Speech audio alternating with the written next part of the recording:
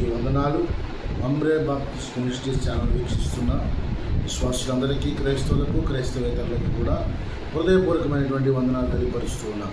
మరి ఈరోజు ప్రత్యేకమైనటువంటి దినము, మరి యొక్క ఉమెన్స్ డే సందర్భించుకొని ఒక చిన్న సందర్భాన్ని మీకు జ్ఞాపకం చేయాలని ఆశ కలిగి ఉన్నాను.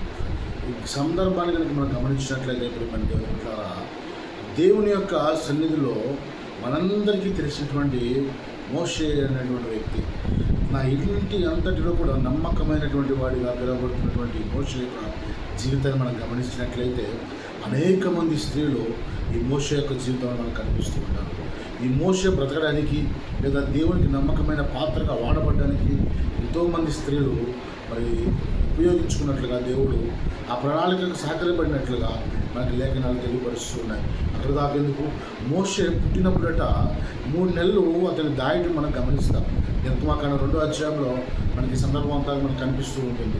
ఆ యొక్క సందర్భాన్ని మనం గమనించినట్లయితే మోషే పుట్టినప్పుడు ఉన్నటువంటి పరిస్థితి ఏంటయ్యా అంటే, ఫరో తన యొక్క సైన్యానికి తన రాజ్యంలో ఉన్నటువంటి మంత్రసాలకు ఇచ్చిన శాసనం ఏంటి అంటే, హెబ్రీలు మనకంటే ఎక్కువైపోతున్నారు కాబట్టి, ఇశ్రాయేలీలు మనకంటే ఎక్కువైపోతున్నారు కాబట్టి యుద్ధ సమయంలో మనకి ఎదురు తిరుగుతారేమో అనేటువంటి ఒక భయం కలిగినటువంటి వ్యక్తిగా మనకు కనిపిస్తాయి. అంటున్నాడు, ఇదిగో హెబ్రీ స్త్రీలు ఎవరైనా గర్భిణులు ఉన్నట్లయితే వారిని మీరు చంపండి, ఆ బిడ్డలను మీరు చంపండి.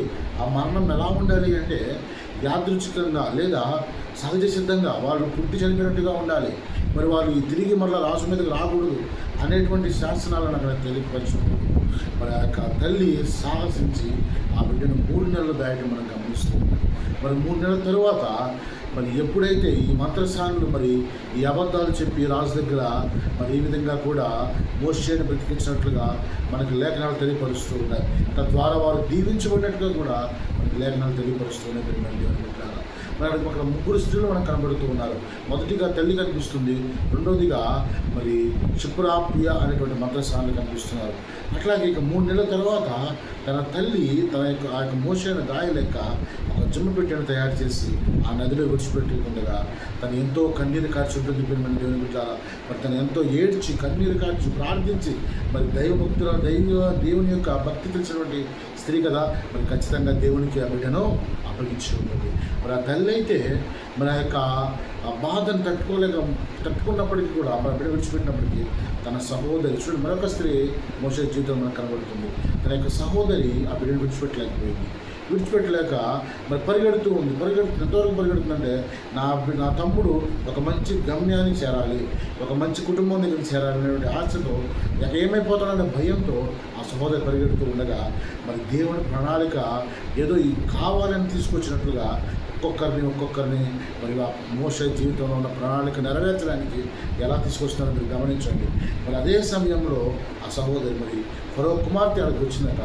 మరి అక్కడికి రావటము, ఆ బిడ్డను చూడటము, ఆ బిడ్డ బహు సౌందర్యుడైనట చూచి ఆ బిడ్డ ఆకర్షించబడి ఫరో కుమార్తె ఆకర్షించబడి ఆ బిడ్డను పెంచుకోవాలని ఆశ కలిగి ఉన్నది.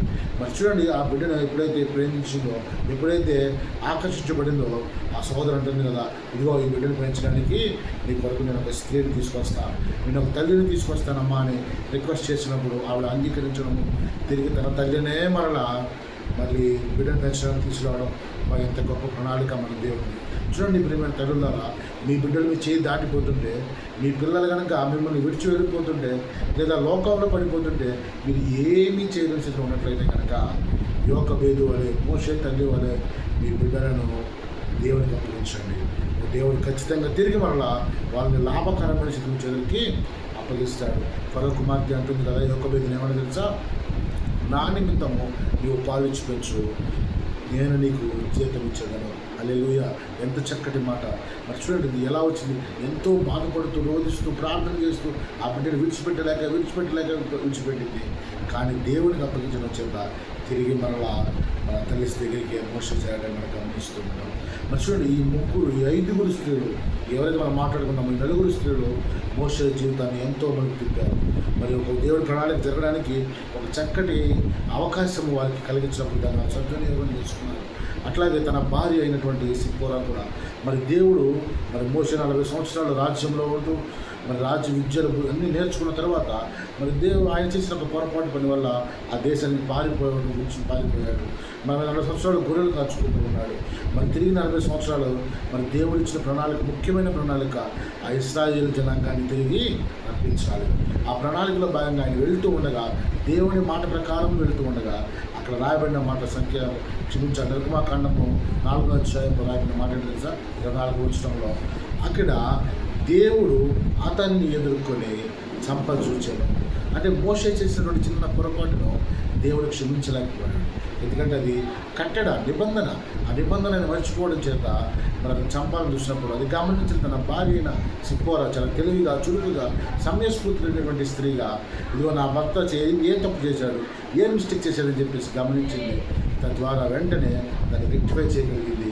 తద్వారా ఆ తప్పును సరిచేసి వెంటనే తన భర్తను కాపాడుకోగలిగింది.